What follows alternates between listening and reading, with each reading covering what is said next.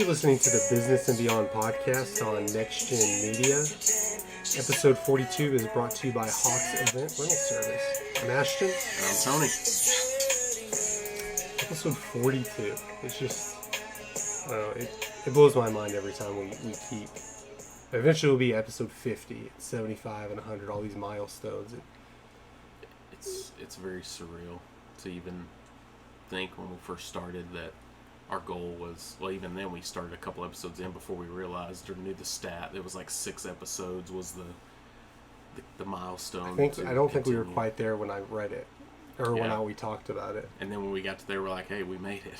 We made it more further than most podcasts do. I know, I love this. And I'm somebody who, I can get motivated, but I'm not going to say I'm going to be the best. I'm like, okay, what's the average of this? Oh, man, I'm above average. Like, I read more than the average person. I podcast more than the average podcaster. Yeah. So I know our listeners are tired of hearing all of our nostalgia. And I think like every 3 episodes are like, man, we made it to this episode. But it's crazy for us more than, I know some people can put you on a pedestal up there and think, okay, this is what you do. And I guess at a certain point, maybe eventually we'll get there where we're, smug and arrogant about it, just doing another show. Yeah. But it's like you said, surreal to me. When you're passionate about something, you go all in, like, starting a business or a new job, you go in really gung-ho about it, but there's still, like, in the back of your mind, there's, like doubt about it, like you just don't know. Like, you believe it and you trust it, but does everyone else? For sure. Like, you're real excited about it, motivated. In your head, you're like, okay, I have to be motivated to do it. Especially when I made the transition to outside sales in my last company and then moving to the company I work for now. I mean, there were doubts in my mind, but, if my wife's listening to this, I had lots of doubts. And no, I didn't show those to her. I'm like, no, I got this. This is going to be easy. Mm-hmm. And in my head, like, okay, I got to make sure I got this. It's you got to work hard, and luckily, I've never been in a situation where I went all out and I said I can't fail. Yeah. Or I actually failed, but like you were saying, you keep it in the back of your mind. And don't let too many people in until it's a certain point. I mean, I know there's stuff I've started, got motivated about, and just, stopped doing. Yeah. And I didn't let it become a big part of my life for that reason. I'm not going to tell, everybody knows I have that friend that tells them, hey, I'm doing this diet, or, some people, hey, I got this, I'm in love with this person. Yeah. Their 5th person they're in love with, or whatever, on social media. Yeah, they change their status on Facebook. Yeah, and they're engaged, and then not engaged, single. It's complicated. And the people that are posting with their significant other 3 or 4 times a day pictures, you're like, those are the least happy couples, I think. But no, it's something. I mean, we talked about it over the show on certain things that you don't let too many people in, and I know we didn't at first. There were times, I wanted to promote the show and invite people to their social media platforms. Like, okay, I'm not going to invite these people because I personally know them. Because I'm going to wait. Yeah, if this fails, I don't want them to see. Or I don't want to invite them to something that has 200 likes. I want it to wait till I have 1,000. Or the quality isn't good. And we're not exactly. No yeah, and how many times have we said we're just going to record this? We got to record an episode. It'll just be practice. At the end of it, we're like, screw it, let's post it. Yeah. And exactly, I'm like, okay, well, let's wait till we're 10 episodes in. Let's wait till it's real. People that were very worried and judgmental about ourselves, we're very not judgmental about ourselves. We've put a lot of content out there that we're just like, it sucks. Put it out there, it's fine.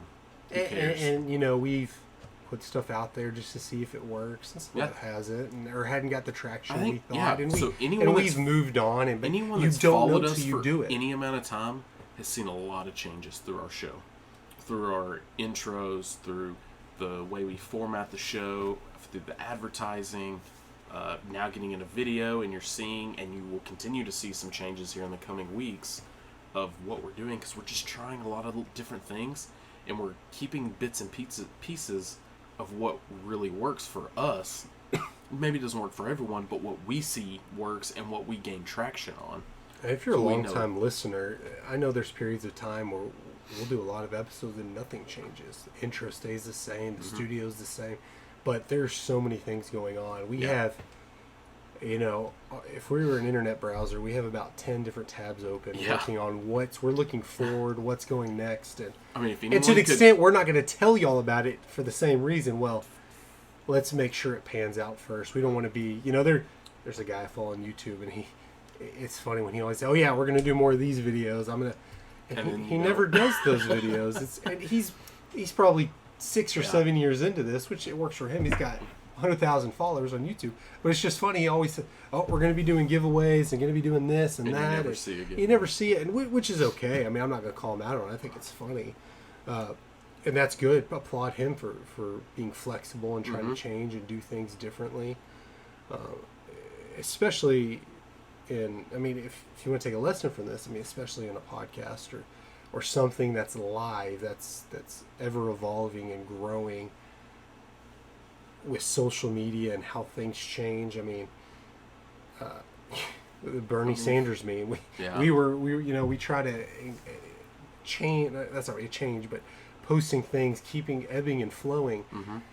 If anything in life, obviously this thing, but you can't be stubborn about it. You have to be able to be flexible. I'm not saying chase every little feather that goes this way, fear of missing out. But no.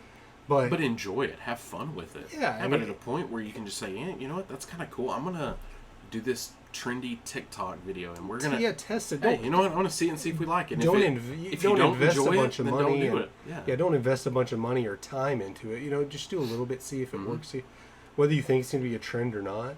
If anybody could be in our heads, or much less in one of our phone conversations we have, just to hear the things we talk about, like you said. It's like an internet browser. We have all these phone conversations that are under an hour. All these tabs open, like that really is like what we're going about. A phone conversation, we start over here and we end like way out in left field. I sit there completely. And pace in my house, just go back and forth. Me too. Just like you're still. No, I used to track my steps on my phone. And I had to get to. I wanted to get to, like, I don't remember the number, 15,000 every day or something. I got off the phone with you. I'm like, okay, it's time to walk. Where am I at? I was like at 20,000 or steps. Like I had walked 10,000 steps just talking with you on the phone, and and hell, if we recorded those and go back and like, man, we had so many ideas that we just never went through. Either they were stupid or I wonder what happened to that. We should try that. We actually have talked about that too. We have all the changes we do and different things we have going. Man, how cool would it be if we did record a conversation, just a random hit record, and we just chat, just like we always do, or if we jump in the truck, start recording, we just drive around and just talk all day. Those are just like business and beyond podcasts on the road. On the road. Yeah. So I don't know. But for us, we talked about that one time. We did, and we've come to the realization that we're just gonna have fun with it. And some of those things may come down the road, some may not. Like we talked about some of that stuff, and then we got new ideas, and we kind of wanted to try those. Off the top of my head, I can't think of one specific, but I know there's things we implemented, and really quickly we said, okay, that's not. Yeah. We don't like it. It's going to work. Heck, just in technical equipment. Yeah. Like, oh crap, we have a bomb show and bomb good, and then it's like, well, we bombed bad because the audio sucked. Audio's terrible. Yeah. But we're the only ones, of course, that say something about it. There's a couple of listeners that mention it, but they're not criticizing us. And others are like, well, I didn't even notice it. I don't care. That was awesome. Arguably one of our best episodes. Yeah. Horrible quality. Yeah. And, we were talking about pulling clips from it this week for Facebook, and we're like, I don't know that we can't doctor that enough to cover it. It's just so... Exactly, yeah. We're in the process of trying to work on new things and saying, screw it. Let's get more comfortable doing this and not criticizing ourselves. We went and looked at it. Let's go. Okay, there's a limit. Terrible. We have standards for ourselves. Call it critiquing or not, but something. It goes through quality control, and that didn't pass. Yeah, hopefully we can get a couple more bomb episodes that people can just forget about that. Like, I'm not going to mention the episode name. Maybe we could just stay away from that episode for now, or re-record it.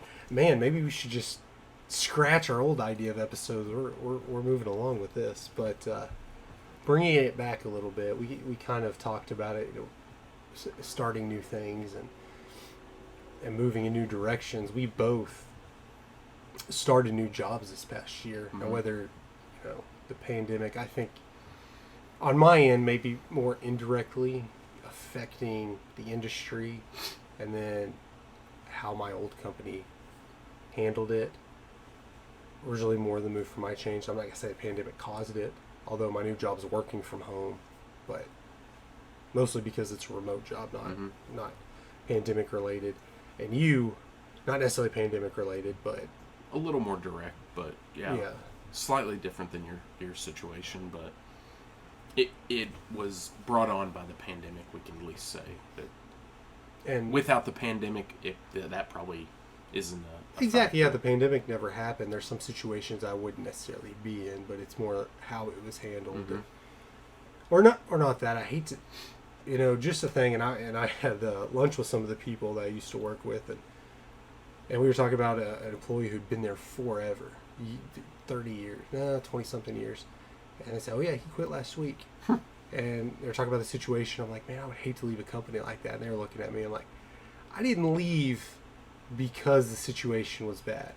I took a call from a recruiter because the situation was bad. Yeah. And I listened to them. And that was just a better... you just went down a road not... Yeah, well, yeah. And if that wouldn't have been a better opportunity, I wouldn't have gone down it. But I was mad one day, and I said, yeah, sure, what do you got? They called me. I'm like, why not? Normally I say, no, I'm happy where I'm at. And I listened to them like, man, this is a pretty good opportunity for me. And that's how it kind of turned into. So not necessarily my company's fault, but there are a lot of things that went into it. But what we want to talk about is there are a lot of people considering leaving their current job. And this is more voluntarily, where what we're talking about is a situation where, like, my company, I didn't have a choice. The entire company was let go, so it was shut down. Every employee was let go. We're talking about employees that have jobs that are looking to move on. Yeah, and we're going to play a clip from... We probably won't play the whole thing, or at least in pieces. I may stop it, and we may interchange. They have a couple of ideas why this is happening, but they have some stats. Yeah, in this article that guys handed me right before the show, they said you talked about it on your show earlier. It's probably worth talking about the Great Resignation. Yeah. Surveys are saying that American workers, up to 40% of the workforce in America, is looking to change jobs this year. So here we are as we are... So 40% of American workers, it's up to, and I looked at the stat, it's actually like on the low end it's 25%, and the high end was 25. 40%. Just think about the people you work with.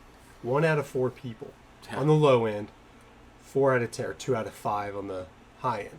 Is that right? 2 out of 5? Yeah, 2 out of 5. Actually, we did just have one of our guys here in our Dallas market who's only been with us a few months now. Moved on just for a different opportunity. I don't know. I mean, I assume for him better, but just something different. And I think that's a lot of what they're talking about, and what this survey was, is people just looking for other opportunities, not necessarily just to move up, but just for something that fit their lifestyle better. Yeah, and in a second I'll play with their opinions or what their ideas. Because I think that is true. That is what their opinions. I think you and I even have slightly differing opinions. Yeah, from I'm them going to disagree and with each them other a little bit, but it's not that I'm saying they're wrong. They're putting up one point. It's and this is a 7-minute clip, and again, I don't think we're going to play the whole thing, but that episode, I didn't listen to that episode. They may have gone off and talked about this and that as well. This is just one reason they talk about. But I know, like I mentioned, somebody had just quit. There's actually 2 people that quit within the last 2 weeks. At the company I was, the yard that I left, and we'll get into that reasoning as well. Approaching, halfway through, and they're just going, hey, I'm going to make a move. So you're going to see this in 2021 and 2022. A lot of people changing jobs. You talk about 25% is the low end of the survey. 40%, that's an extraordinary number of people who are saying, you know what? it's time to make a change. It's certainly just the pandemic had a lot to do with that. Brought on by the pandemic, giving you a philosophical reset and saying, life's too short to work at something I hate with people I hate. That's right. Here's what really has that voice so for radio, we know that man. change is one of the greatest concerns for any human being. Change is scary. It has all this unknown. And so change is really, really ugly. However, when a forced change happens to you, so let's take the pandemic.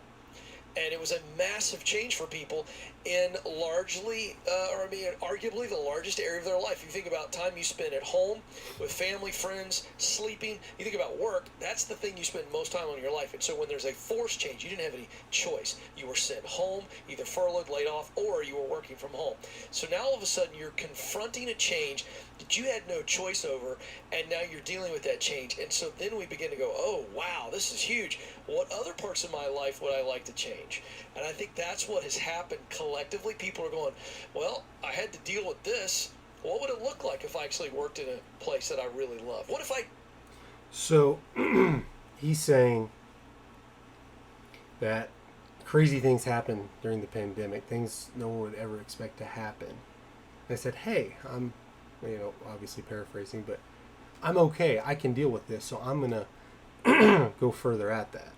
I'm going to bend it, stretch it a little bit more, a little further, and go more after what I want. For change is better. Yeah, and to an extent, I do agree with that. Your balance of safety and happiness. Like, can I deal with this? Yeah. Because it's a good job. Mm-hmm. And I guess he's kind of saying, let's bend this a little bit more. Let's stretch it out. I think I can be happier. Now, I tend to agree with that, but I'll put the but there.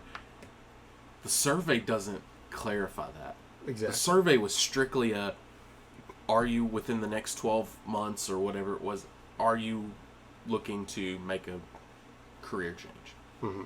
Which, for anyone to say, for 25 to 40%, that's a huge number of people looking to make a career change. For an example, for me, I wasn't necessarily looking for a career change. If I would have been answering in that survey, I wouldn't have said yes. But it was brought on by the pandemic, I think, and I think they get into this a little bit more, and we'll listen to it a little bit more. It's a radio show or podcast. It's, Dave Ramsey just said it a second ago, philosophical. They need an emotional answer, and not that they're wrong. I don't think that's the majority of that 40% or 25%. Or I think an easy answer, a boring, probably lazy, if I dug into it maybe. But my opinion would be that a lot of people were pushed to work from home, and they like it. And now their companies are saying, hey, come back in, or part-time, full-time, whatever. People are like, no, I like this. Yeah. And they're looking to make a change for that reason. I think also the ability to work from home opens up doors for other job opportunities that they thought they didn't have previously. Yeah. For someone like me, if I was laid off or left my job, I wouldn't be working for the company I'm working for that's based out of California. I'm in Texas. They're in California. They hired me and helped me without COVID, without working from home. Like, you and I work from home. Working from home has nothing to do with the pandemic. No, but that opportunity to work there wasn't. Yeah, that wasn't there. But that opportunity wasn't there for me to go work for this company if it wasn't for the pandemic and things being pushed home. I don't know if that's necessarily the case on my end. I know there are a lot of people who work remote because of the pandemic for this company, but there are a lot of remote workers that live nowhere near where our company is headquartered, and there's people in the same position as me that have worked there for a couple of years in different territories. So they were kind of already set up for that. Now, them wanting to come into Texas, because I'm the only employee that works in Texas at my company, and work on that market, I don't know if the pandemic sparked something, people are trying new things or doing this or doing that. I mean, it's in the building materials construction industry. It's a software company, but in that industry, and Texas has been booming for the last decade in that regards. I don't know if the pandemic had anything to do with the position being open, but I don't know that I would have taken the position being a work from home position if not for the pandemic, because somebody would say, "Oh, it's a work from home position." I'd be a little bit skeptical. Yeah, it's like that's a pyramid scheme type situation. Working from home, I agree. Really? I agree with you. That's a normal thing now. I agree with you on that. If I wasn't already working from home and didn't have the setup, because I didn't have the setup previous to us being sent home, it was hey, we're gonna do this. Okay, I'm taking next week off, and I got to get my office built and put together so that I have a good space to work. So without having that setup already, I probably wouldn't have taken a position like that. I would be in the same boat you are, especially with a company from California. I would have been like, yeah, right, okay. But now I'm like, you know what? And this is where I tend to agree with what they're saying is a philosophical, like you had something. I was in a position when, after all that happened and taking an out-of-town job, like, to this day, I still haven't met my boss. I've been in 9 months in this company, and I still haven't met my boss from California.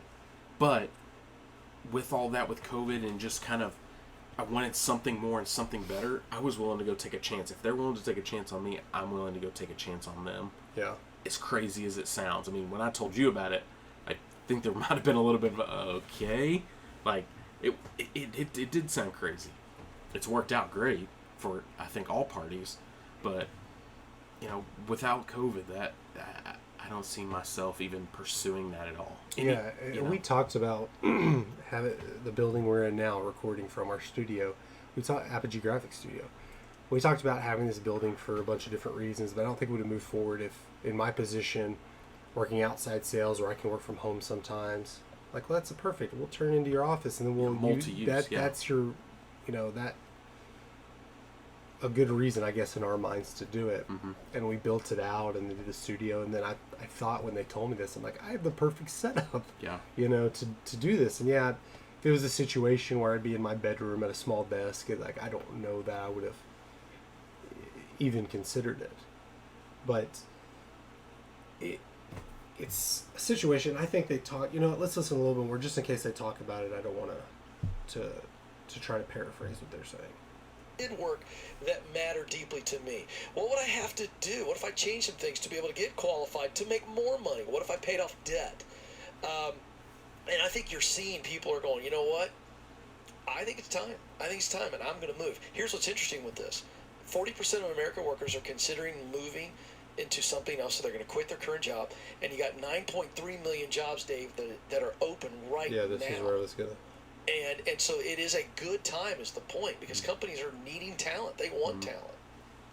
Yeah, but if you're one of these companies with no soul, you can take advantage of people. And no, people aren't going to come. No, you're going to end up with a labor shortage.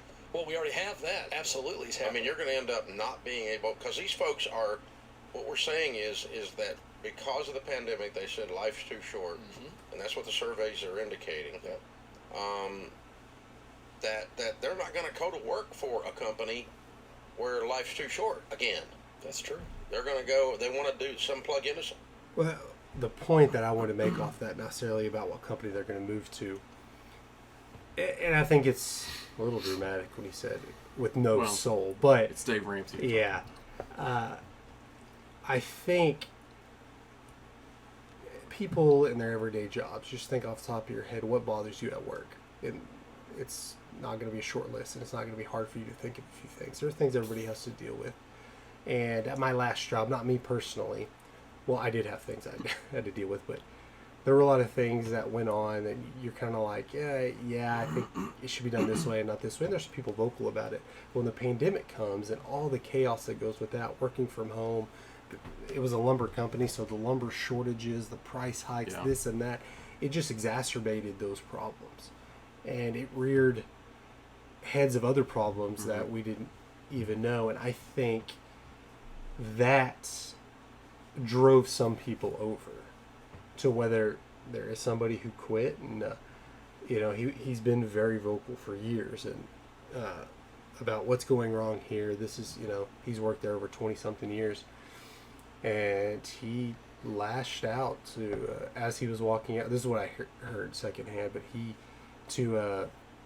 I'm not gonna say that the title of the position, in case anybody listening knows. I'm not gonna give too much away. I don't even know if it's true, all of it's true, but somebody pretty high up that's not even at our location. They came from a different location, and he just got in his face and was telling him off and like, y'all should have done this, y'all should have done that.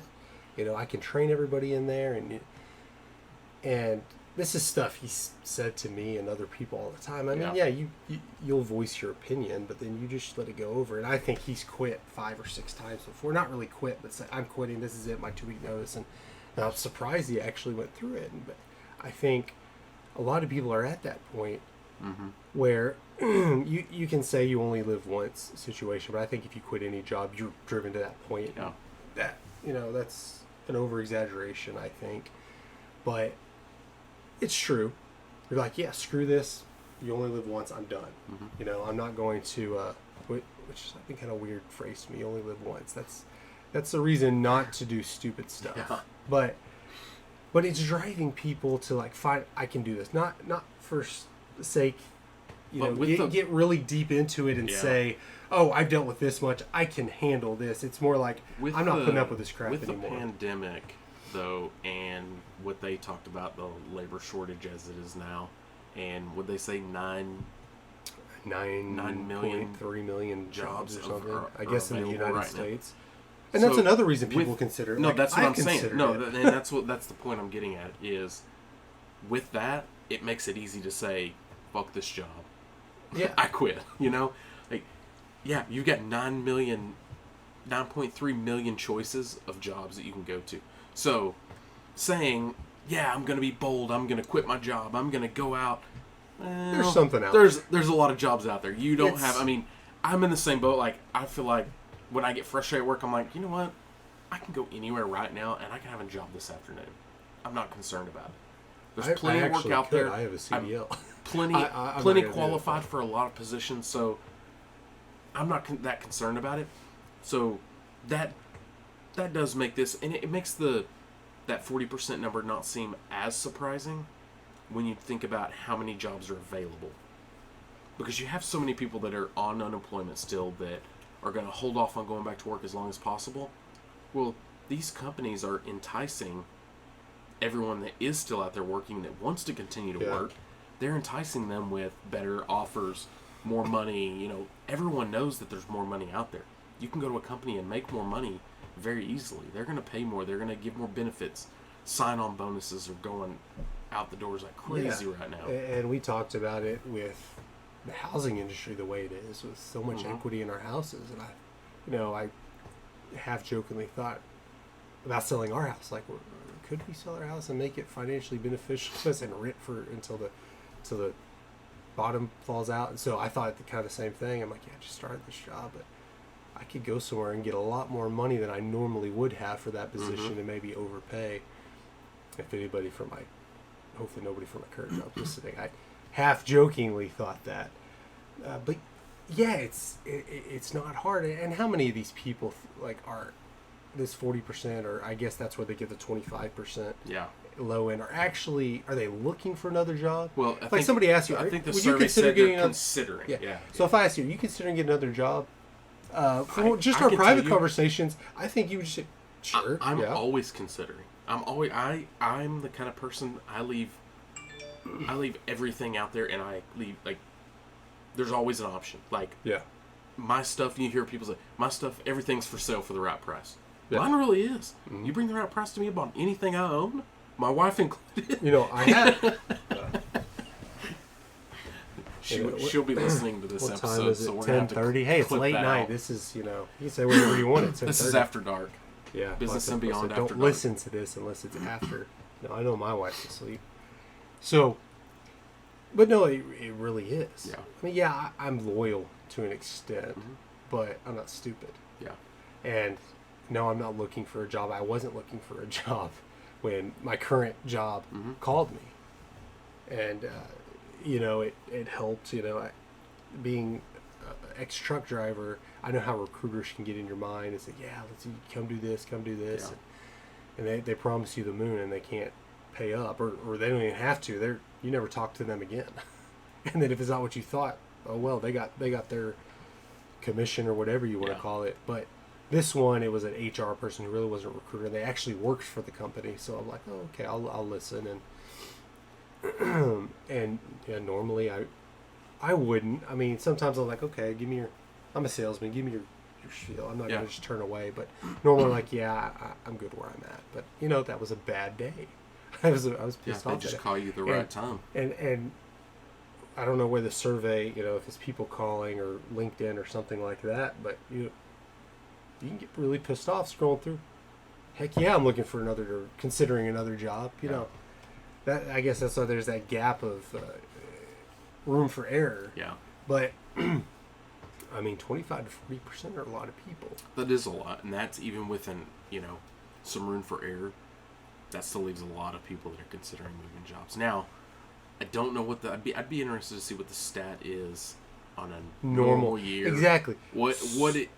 I'm a very comparative person. Someone like, are we at 20%, 25, 30% if on a normal year? I mean, people still do flip jobs. I mean, there's a certain amount of people that are completely unloyal to a company, and they'll jump around and then go back to that company, and they just constantly do that. So yeah, I'm a comparative person by fault. But there's a lot of reasons that's not good, but if somebody throws a mind-blowing stat out there, like, holy crap, but then you're like, okay, compared to everything else, where is that? Is that really high up there, or were you not paying attention to it before? And I'm sure there's studies out there we could look up. But for the sake of theater, we didn't, because we're not going to tell you. We're not going to bring that point up and say, oh yeah, this is comparative. So, if we have haters out there, please look that up for us and tell us how wrong we are. If this is at some astronomical numbers. But again, think in your head, in your little group of workers, so 1 out of 4 or up to 2 out of 5.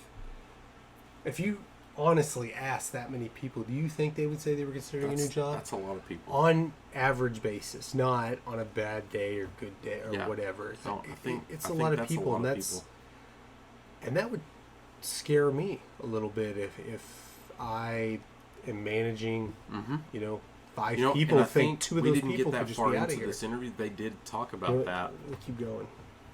Something where they matter, where the work matters, and where it's something that they actually have a freaking talent at, that they're not just there to collect a check. That's right. They have realized life is too short. Crusade-driven organizations like Ramsey. That's it. See, we all want. I think we'll benefit from it. We will benefit from it. I'm going to tell you this: the Ken Coleman Show and Ramsey Solutions, and this results in hope. Practical paths forward for people to turn their life around, whether it be on the Dr. John Nolan Show with your mental, emotional health, the Ken Coleman Show, turn your career around, or turn your money life around. We'll let them get their plugs in since we're playing say, well, I've got a degree in X, and so I have a talent. I agree. I agree with him there. That's where they are talking about, like, and I would tell a lot of people, I would encourage you not to stick with, no matter how much money you spent or how much time you spent in school for a degree. If that's not the fit, if that's not your passion, you should just flip. Go into, where there's opportunities, you take those. There's a lot of I went to school in college and spent a lot of years studying landscape architecture and horticulture. And that was my lifelong goal, was to be in the high-end landscape industry and landscape design. And I did that, dedicated my entire life to it, up until I had an offer to flip pretty much the same position I had, but in the electrical industry. Had no experience. It was, okay, no matter, it doesn't matter. We're looking for this talent. You have that. We'll teach you the electrical side. We just need somebody that can run numbers, that can manage, that can, estimate, sell, handle contracts. And so I made that transition, but because I had an opportunity. But I didn't say no, because my whole life has been dedicated to And it wasn't a lateral move. It was an increase. Up. But I didn't hold myself. I could have held myself back and be like, no, I've put my whole heart, soul, and my life has gone into the landscape industry. I'm not going to bolt on that. Just like kids will today be like, no, I spent $100,000 on this degree. I have to pursue. No. Who cares? Use that $100,000 degree as a life experience. and move on to something, a good opportunity, and something. And I think that's the point that they're trying to make is don't hold yourself back just because you feel like... There are plenty of positions that just a bachelor's degree. Like, they could care less what it's in. Now, you have to be creative. There are ways, I work for a software company. I have no software experience. Now, I'm a business development manager in lumber estimates, 3D home building imaging. But I came from lumber. I'm a lumber salesman. So you understand. There's a lot. I mean, I wouldn't say that's a big transition. That's exactly why I was recruited for that position. But you had experience moving up. And at a certain point where you're at a certain level and you're not, I'm not hating on any positions at all, but when you're at a certain level where you're not a laborer or, I guess a driver to some extent. Yeah, once you get to management experience, it's like just you have that experience. Yeah. Where in landscaping you were in the construction process. And a different process in it. But, I know I worked with you at a landscape company years ago and we were on houses that were under construction. So it's just a different part of that. But you understood the process of how things work. You understand the importance of permits and how to read plans and a multitude of different things that helped you. So, but again, both of ours are not too big of a stretch to look at, but being creative and knowing you can still use that, you just have to open your mind up. Yeah. Or maybe it's not a degree, maybe it's you have 15 years experience at this company doing this or that. And I'm not saying if you're offered a good position with a good salary, something that has nothing to do with that, completely different, don't be an idiot. But if you're looking for another job, be open, be creative. Think, apply for a job and say, hey, this experience dives in that. But, when you work in sales, management, construction, building materials, there's a lot that transfers over. Yeah, they cross-pollinate a lot of the trades do. So, but in a lot of things, I mean, like you said, you moved into technology.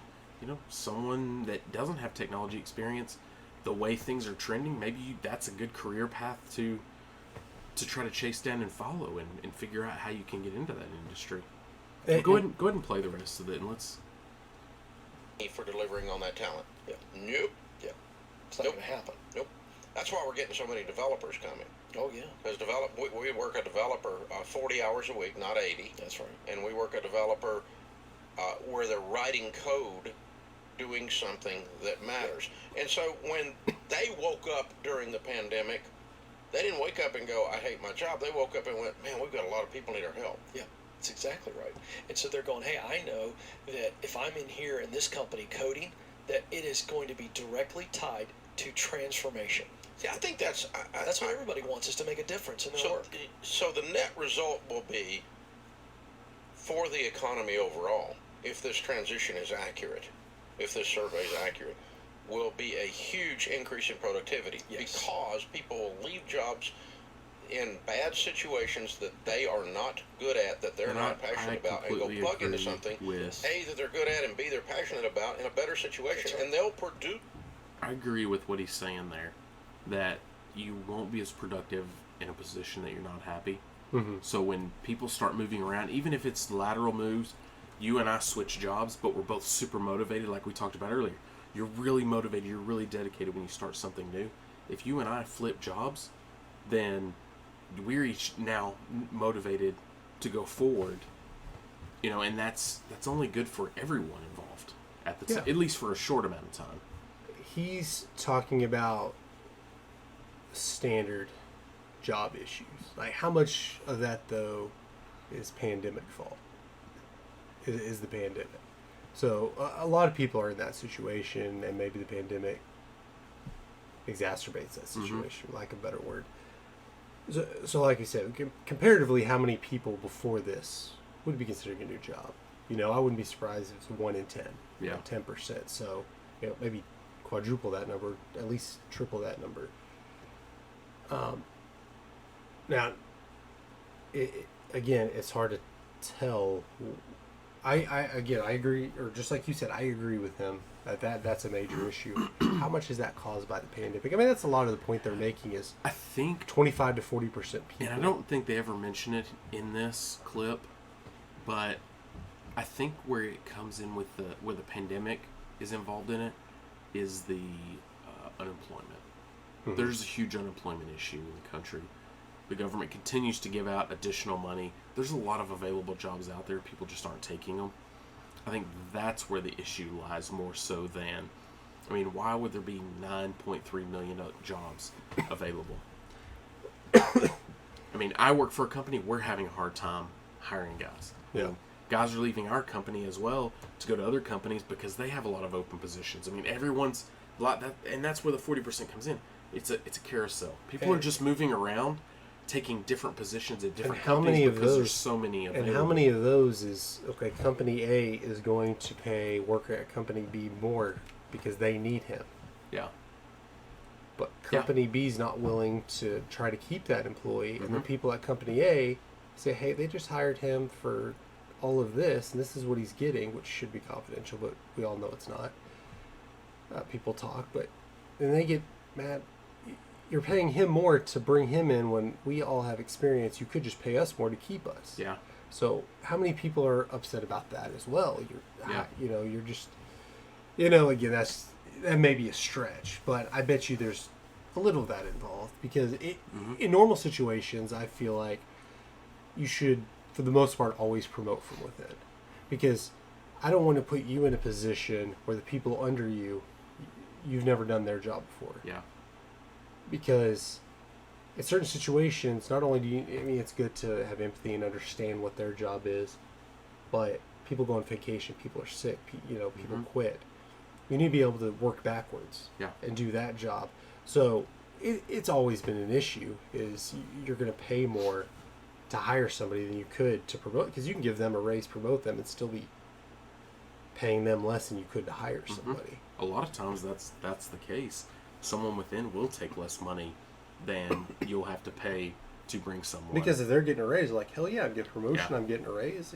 It's... Yeah. But I bet you that goes on too, especially when you're just throwing outrageous, probably benefits, salary at them just to bring them over, and then the other people that are already working there, like, hey, what the hell? Yeah. You just pay us that. This guy jumped me, and you brought in a new guy, and I have to train him how our system works. And he makes double what I make. Yeah. And now they're one of the 40% considering changing jobs. Yep.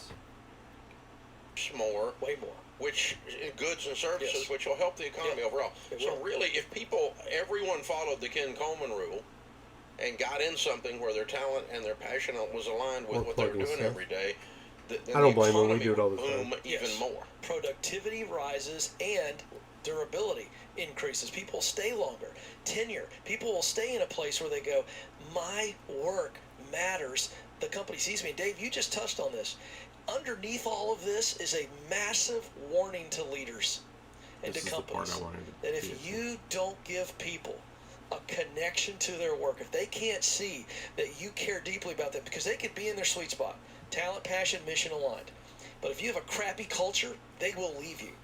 They will leave you, and you better have a place that is healthy, and you better have a place that is dominated by leaders who care for their people, and people feel like, hey, you see me. I'm not just doing work that matters to me, but I matter to you, and because you share how we collectively, everybody at Ramsey Solutions, matters to the world out there. That's what's special about this place. And companies that don't figure this out, you're going to lose talent at an alarming rate. And the companies that figure this out, Dave, are going to explode. They're going to grow like crazy. Yeah. And one of the things that they came to the conclusion that I disagree with was that the worker is now demanding that they work from home. Yeah, well, those people are going to lose. Yeah, that's not going to work. Bad idea, by the way. It's not going to work. Yeah. It hasn't worked. You can try that. All of the data is in. That's right. And work from. I agree. You should demand to work from home, but I think there's going to be a lot of work from home. I don't agree that it can't work. Yeah, I can't be pulled into the office. There's not an office within a couple thousand, or at least 1,000 miles of where I live.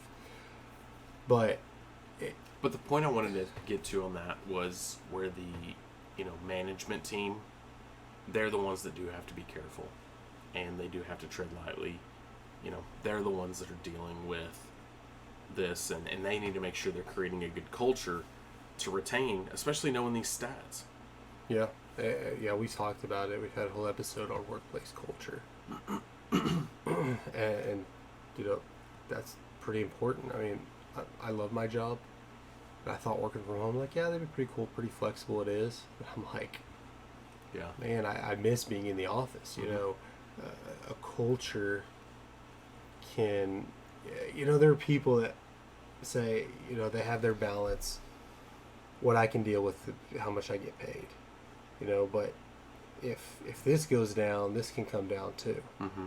They're willing to take less. Yeah. And there's less crap to deal with, or if you're just working with, your best friend or people you really get along with, you can deal with that crap. People just venting and being able to talk about things. Mm-hmm. It's something that makes workplace culture such a big deal. Now, again, I'm not really going to criticize this much. Dave Ramsey's way more famous and his show's a lot more popular. He's got a lot more wisdom than I do. But a lot of this is when they're getting into saying this is the way it is. Whether he has points he makes based on data, and I like to call it like a political deal. Like, he's not talking about anything politics wise, which when there's a major event that happens and it gets turned to this political thing, most people, or at least the loudest people on Facebook and social media and TV, it doesn't matter what really happened. It's if you're Republican or Democrat or whatever, you look around. What are we? What's our stance on this? What do we? You don't have your own. Yeah. Your own opinion, and it's annoying because people say, "Well, don't do this until the facts are out." Like, well, you're doing the exact same thing. You say you're waiting until, but you're making an obvious statement. Yeah. And some of the people, though, it's funny. You think some of the people who they don't know anything about politics. They have a Confederate flag on their wall, but then they're all about gay rights, and then I'm like, okay, maybe I don't know much. I don't talk that much. They about can have Southern and gay pride at the same time, can't they? I mean, yeah. What's wrong with that? I think they're more open-minded than anybody. Yeah. Like if you want to get an argument about something, I've seen the meme. Oh man, I hope I can. It's like I support or if my neighbors have a rainbow flag and it's a don't tread on me, and in the gay pride colors or something. It's like, dang it, I remember it, and hopefully I don't offend anybody. It's just another meme, but it's if a transgendered shooter went in and Harmby, is that the girl a few years ago, Harmby, I guess that they shot because the kid fell. Anyway, but it was kind of in the middle of all that. But a transgendered Harambe, gun-toting liberal shot down Harmby, and I don't know, all these different mind-bending, way to the left, way to the right, different factors. It's like if all this happened, nobody would know what to do because you wouldn't know who to support. There's no side to take. And if I'm gonna argue with you about something, whether it's politics or anything, it could be sports. If you go on the mindset that you're right, no matter what I say, it can change your mind, then you've already lost. There's no point in arguing.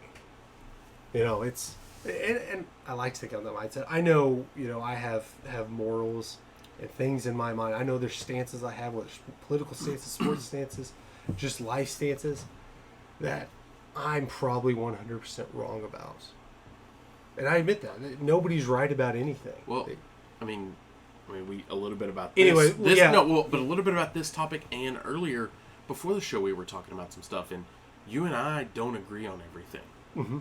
Now, at times, it doesn't always come out that way on the show, and I listen back on the show, I'm like, we didn't really show the differences in opinion that we have, but there are times we do, but we're open enough to listen to each other and be like, yeah, I see where you're coming from, and I can agree with you to that. Like, I agree that you see it that way, but for me, that's not how it registers with me. Like this topic, I mean, this thing, like, you almost 100% disagreed with it. I don't know, you very much disagreed with it. I think with what he says is more not staged, but more of an entertainment perspective. And he took one point. I'm not saying he's lying or wrong. And I get that point. He took 1 point. And I get that point sometimes. But I do agree with what they're saying. I do feel those times where it's like, man, I want to do something I'm more passionate about. I want to do something where there's more of a mission to it. No, you know what I mean? Absolutely right. Yeah. That's my thinking was I don't think that's really the majority like there. Of course, I didn't say that. No, we don't know that. They didn't say it was. And know if we listen to the entire episode, maybe they get into all the things we talked about. Yeah. But we're going to get out the bringing that up. They're saying a lot of things in there that are trying to back up those stats with opinionated things. Yeah. And it's like, no, this is because it's your work ethic, or this is the way it is. Like, well, not necessarily. There's nothing that the study, and I don't think there's been enough time to study this. I mean, like, my opinion is that the bigger issue is the unemployment. Yeah. Is my opinion of why there's that many people, because the unemployment creates job openings, and people have to fill them. I'm in a situation with a company. We're trying to fill positions. We're having to overpay underqualified people. Yeah. And that's the situation. I think that's where it is. You know, that 40% could end up being 50 or 60% by the time, in the next 18 months. It's unprecedented because when you think about unemployment, you think about, okay, the recession unemployment was high. The jobs weren't there. At least in my lifetime, I can't think of when there was a situation where unemployment was so high, but the jobs were there. And you can think about what it is. I think it's a little bit of both, but there are a lot of people that are getting unemployment. Why would they want to? And then there's a lot of jobs that are underpaid. And I'm not talking about McDonald's workers and they deserve $15. I'm not talking about those in general. I think there are companies that take advantage of the fact and they underpay employees, because we just talked about it. You'll hire somebody for a lot more when you could just promote this person who knows what the hell they're doing. Yeah. But no, back to when you were talking about having a conversation. It's all about empathy. I mean, I have my bookshelf. I have 2 books. It's about, they're political books about how Texas can guide the rest of the country. 2 different books, 2 different authors. One's far right, one's far left. Far, both directions. And I read them, and it's really weird, the perspective you get. But on one of them, again, I'm not going to get my political ideologies here. There's a time and a place for that. This is not it.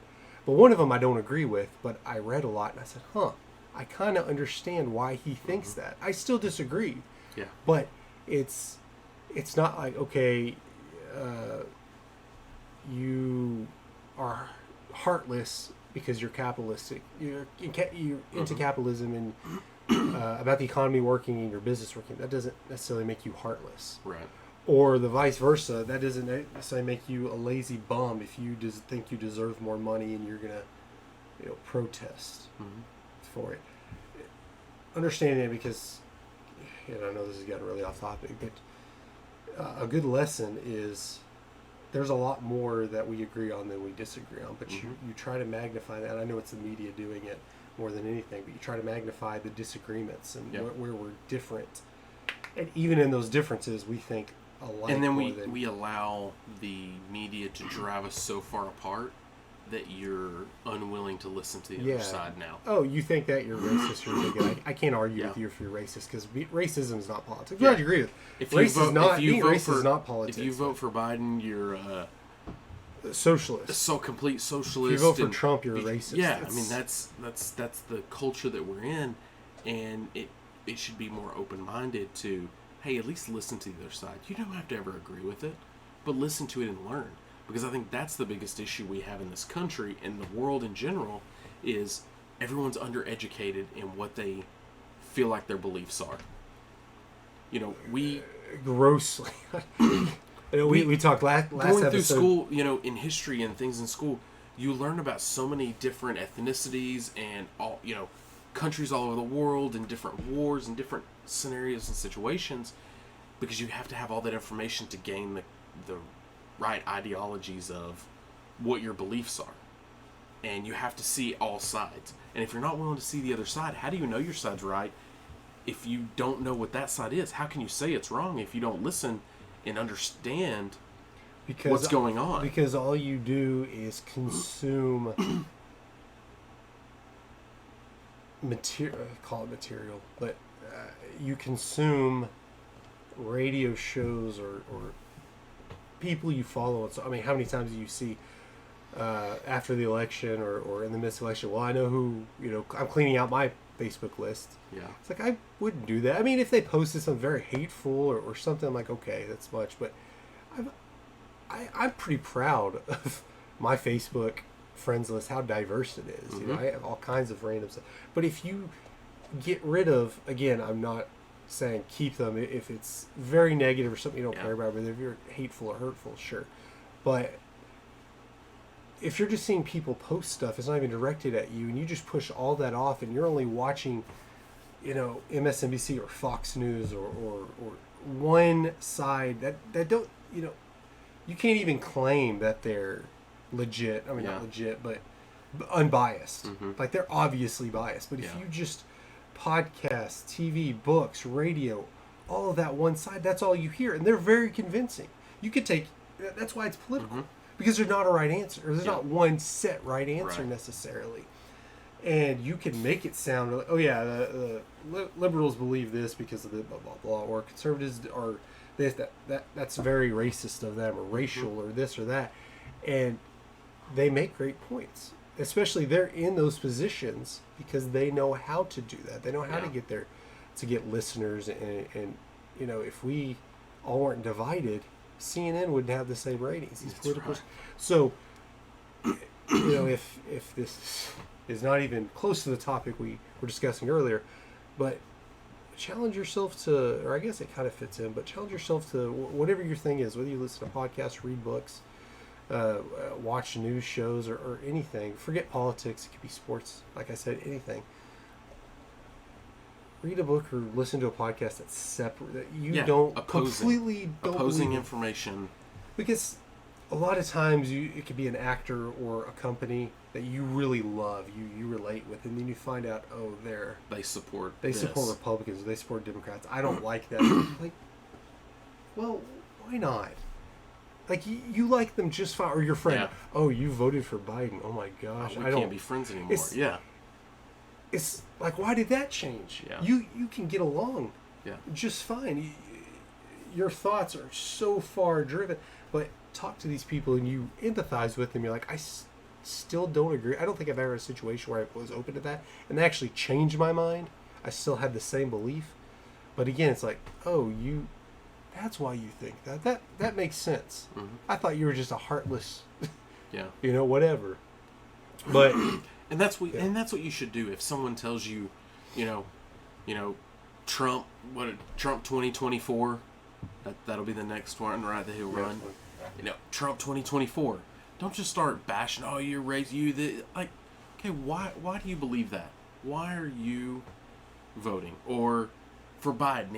Hey, I'm voting for him again for re-election. Okay, why is that? What do you see? Just ask. Have a simple conversation from either side, and see what the opposing person has to say. Maybe they have no clue. Maybe they're just been told, hey, I have to follow this person because of these beliefs. No, you can have right-wing beliefs and not believe or trust anything Trump says, or you can have left-wing beliefs and not believe anything that Biden or his campaign has to say. Statistically, I'm talking about voters, not politicians, don't necessarily affiliate with a particular party. Now, they could vote for Trump. Maybe they have one little thing he does. Like, what's most important to them? I voted for him because of this. Mm-hmm. Just because not saying me, but as an example, a person says I guess I'm Republican or I'm conservative, but I'm pro-life, pro this, but I could care less about the right to own a gun. Sure, I guess I agree with it. It's in the Constitution, but that's just nothing I could care about. Yeah. And there's all these different things. You think, okay, if you're in politics, you have to have an opinion on this. Yeah. If you don't, like I said with the Confederate flag and the gay pride, they use it. They try to separate races by the two parties, and that's That's one of the most bogus things I've ever heard, is trying to separate races or where you live in the country, South versus North, for it's just not that black and white. It's just not that intended. No pun intended. Yeah. It's just not that clear cut of this is what it is. There's a lot of things that either side, for me, like, is that you know what, I agree with this over here and I agree with this over here, but I don't agree with this and I don't agree with this. You know? And that's the way it should be. Yeah, exactly. Because like I said, there's not one person that's right about everything. There never has been. Outside, of course, Jesus. Yeah. Not gonna. But politically, there's stuff I would be devastated if I found out was wrong.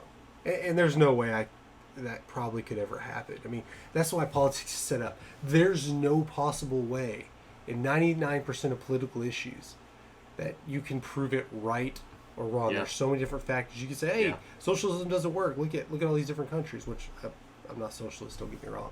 But like, you can pick apart those and say, well, this is situation. Capitalism works here.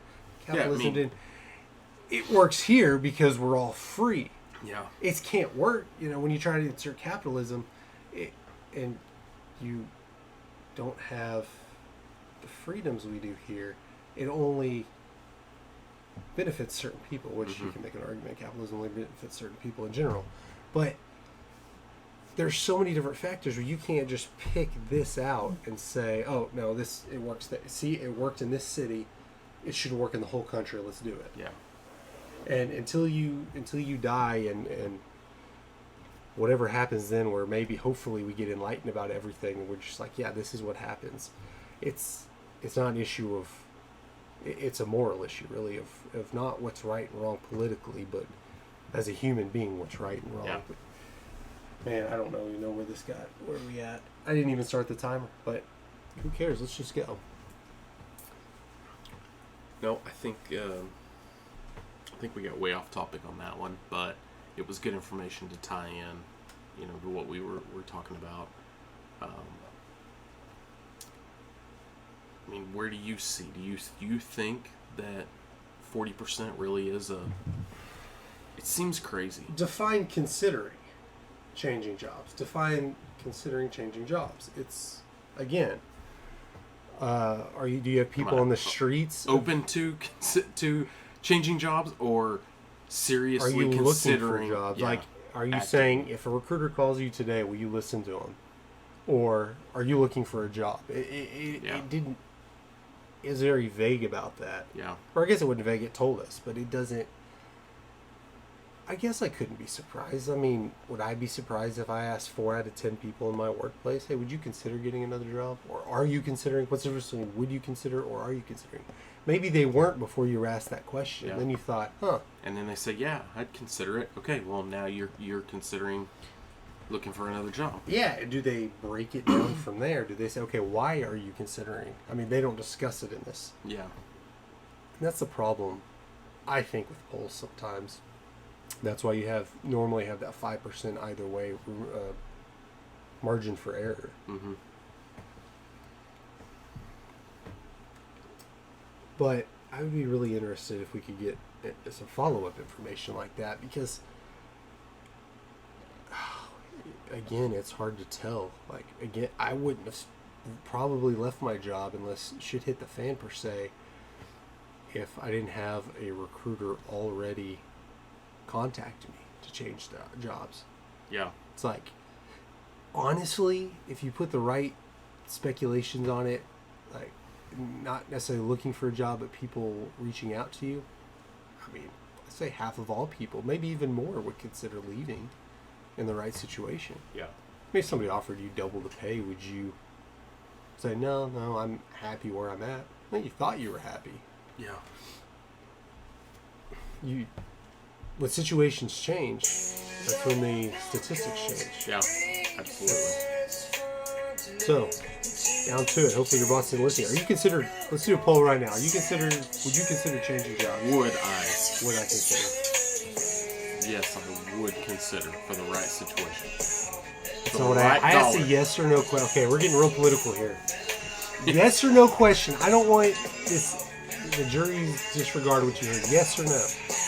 Yes. I'm obligated to say no because I know people from my current company. You haven't been at your company long enough. Honestly, that's true. Till next time, I'm Ashton. And I'm Tony. Peace out.